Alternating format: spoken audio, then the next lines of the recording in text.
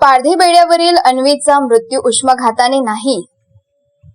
Social मीडियावरील अफवा प्रशासनाने फेटाळली. नेर तालुक्यातील आजंती येथील पारधी बेड्यावरील 9 वर्षीय बालिका अन्वी भोसले हिचा मृत्यू उष्माघाताने झाल्याची चर्चा सोशल मीडियावर मोठ्या प्रमाणात सुरू होती. मात्र प्रशासनाने घटनास्थळी धाव घेत केलेल्या प्राथमिक चौकशीत हा दावा फेटाळून लावला आहे. सायंकाळच्या सुमारास मृत्यू झाला असल्याने उष्माघाताची शक्यता कमी असल्याचा प्राथमिक निष्कर्ष प्रशासनाने काढला आहे. या घटनेची माहिती मिळताच उपविभागीय अधिकारी, तहसीलदार पुरुषोत्तम भुसारी, आरोग्य पथक आणि पोलीस प्रशासनाने तातडीने आजंती येथील पारधी बेड्याला भेट दिली.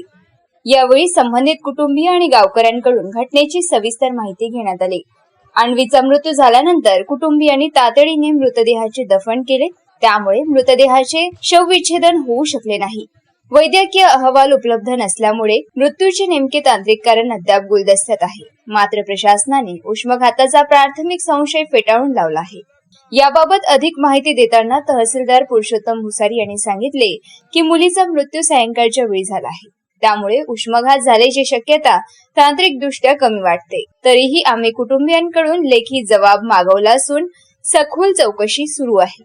सोशल मीडियावर उष्माघाताबाबत पसरणाऱ्या बातम्यांमध्ये तथ्य नसल्याचे प्रशासनाकडून स्पष्ट करण्यात आले आहे. या प्रकरणाचा पुढील तपास पोलीस आणि महसूल विभाग करत आहे.